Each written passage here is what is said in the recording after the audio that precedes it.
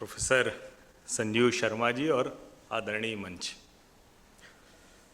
सौरभ जी ने बड़ा अन्याय हमारे साथ किया है। कल भी इन्होंने वो सत्र दिया जिसमें ये होता रहा कि अब मंत्री जी आने वाले हैं, उद्घाटन होगा, तो उस सत्र में रह गया। और आज इन्होंने ऐसे सत्र में बिठा दिया कि 2 सत्र एक साथ मिला दिया और भोजन के बाद का सत्र है। तो कितना कठिन कर दिया है। और इससे भी कठिन है जिस विषय पर बोलने के लिए है कि religious places and government monitoring, ये इससे कठिन है। और मैं थोड़ा सा आश्चर्यचकित होता हूं क्योंकि मेरे लिए थोड़ा कठिन हो जाता है कि इस विषय पर क्या कोई एक लाइन, एक पक्ष सोचा जा सकता है क्या। अजीत भारती जी ने अभी बहुत विस्तार से एक पक्ष की बात की, लेकिन मुझे लगता है कि शायद वो पक्ष थोड़ा एकांगी होता चला जा रहा है। हम अक्सर ये बात करते हैं, और चूंकि अनुराग भी बोल रहे थे, अजीत भी बोल रहे थे कि हिंदू जागेगा कब, तो कहे भैया हम तो उठ जाते हैं सुबह समय से, गंगा भी नहा लेते हैं, मंदिर भी चले जाते हैं, तो जागना कहाँ है। जागना क्या मंदिरों को सरकार के नियंत्रण से वापस लेना है और इतने भर से बात बनने वाली है क्या। तो सबसे पहले तो हमें यह भी ध्यान में होना चाहिए कि देश के सारे मंदिर सरकार के नियंत्रण में नहीं है। देश के सारे मंदिरों का पैसा किसी सरकार के खजाने में उनके कर्मचारियों की तनख्वाह देने के लिए नहीं जाता है। लेकिन यह भी सच है कि देश के बड़े प्रतिष्ठित मंदिरों के खजाने पर सरकारें बैठी हुई हैं और हमें वो हिसाब नहीं देती।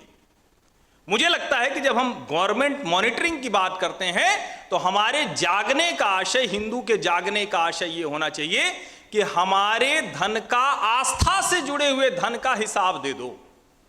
मॉनिटरिंग कौन कर रहा है, कौन पैसा खर्च करेगा, इसकी चिंता बाद में कर लेंगे। क्यों बाद में कर लेंगे? बहुत से बाबा आते हैं, बैठे रहते हैं, मर जाते हैं, करोड़ों पड़ा मिलता है।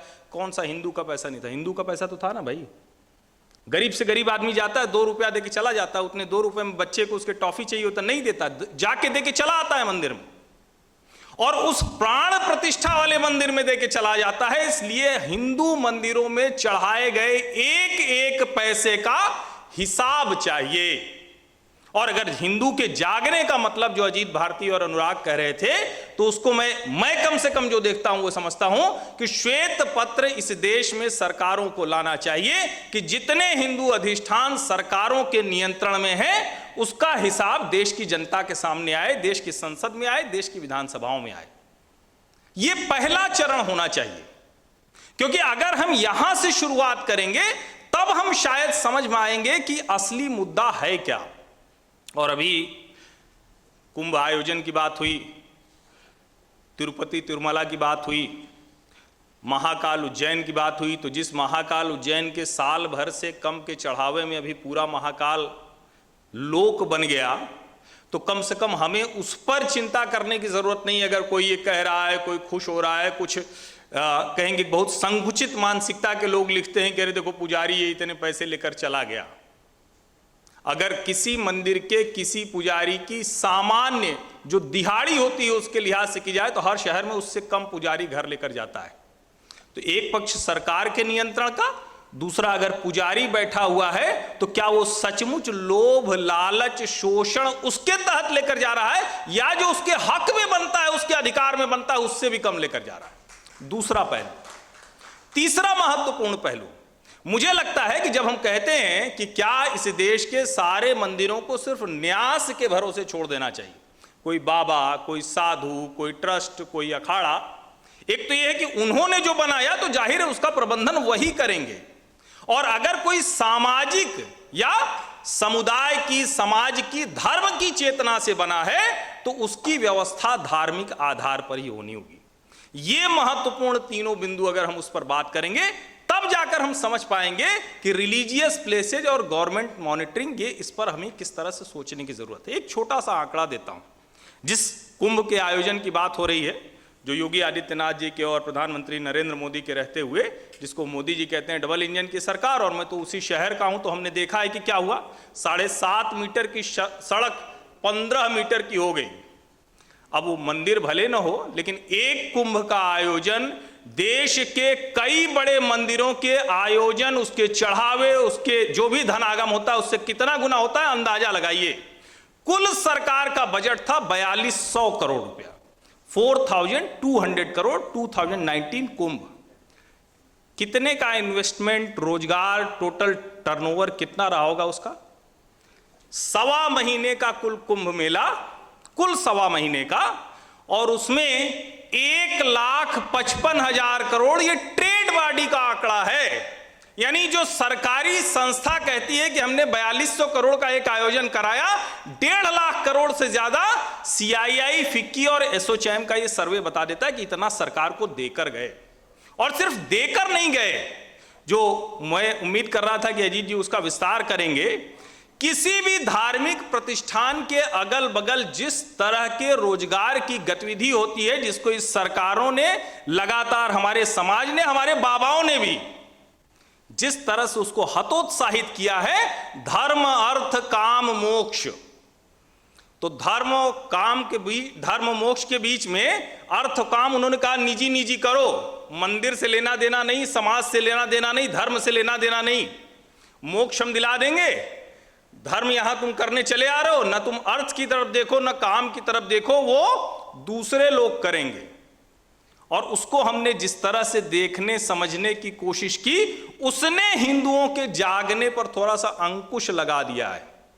हम में से कितने लोग हैं जो ये जानते हैं कि दरअसल, अभी मैं तुरंत का ताजा उदाहरण मैं तो आपको बताता हूं, और बड़ी पीड़ा हुई मुझे देखकर। मध्य प्रदेश सरकार की बड़ी तारीफ होती है, बड़े अच्छे अच्छे MP, अजब है गजब है, बड़ा सुंदर विज्ञापन आता है, खूब काम किए।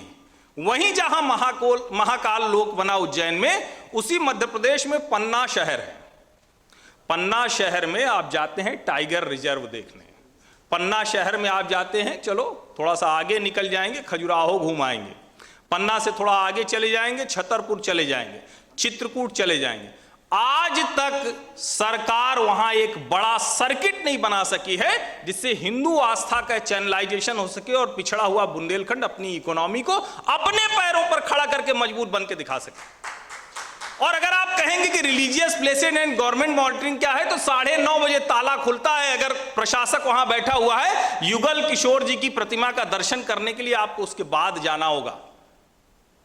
सुंदर मंदिर हैं बलदाऊ जी के, युगल किशोर जी के, मतलब राम जानकी मंदिर, लेकिन पन्ना के मंदिरों को लेकर कोई व्यवस्था नहीं, आज तक वो संपर्क से नहीं जुड़ पाया।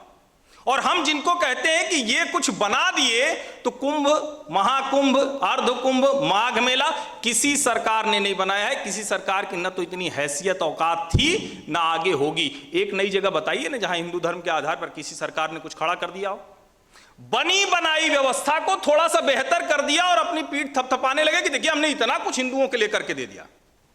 और एक बात मैं और कह दूं, कई जगह मैं यहां भ्रमित होता हूं, इसीलिए मैंने कहा कि मैं दोनों तरफ थोड़ा सा भ्रम की अवस्था में रहता हूं, इतना एक तरफ नहीं चल पाता हूं।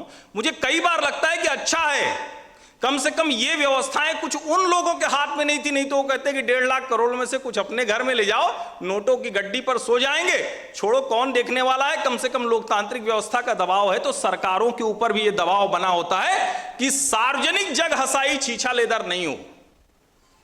मुझे लगता है कि जो इस देश में रिलीजियस प्लेसेज हैं, विशेष करके हिंदू धर्म के मंदिर, क्योंकि जब हम रिलीजियस प्लेसेज कहते हैं तो सौरभ जी को अगली बार कहूंगा कि साफ साफ लिखें, हिंदू मंदिर और उसके खजाने को चुराने वाले लोग, वो सरकारी भी हैं, वो निजी भी हैं, वो बाबा साधु भी हैं, वो अलग अलग न्यास भी हैं।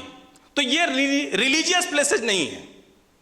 लेकिन अच्छा है कि कम से कम इस बहाने, और मैं कहूंगा इतने सुंदर सुंदर सत्र इन्होंने चुने हैं कि एक एक सत्र में इतनी ब्रेनस्टॉर्मिंग हो सकती है, इतने विषय निकल सकते हैं, उसको तैयार करके मंत्रालयों को भेजिए भी आपके रिपोर्ट करने वाले जो लोग। और ये बिंदु जो है, इसको आप कहिए कि इस पर किस तरह से आगे हम बढ़ सकते हैं।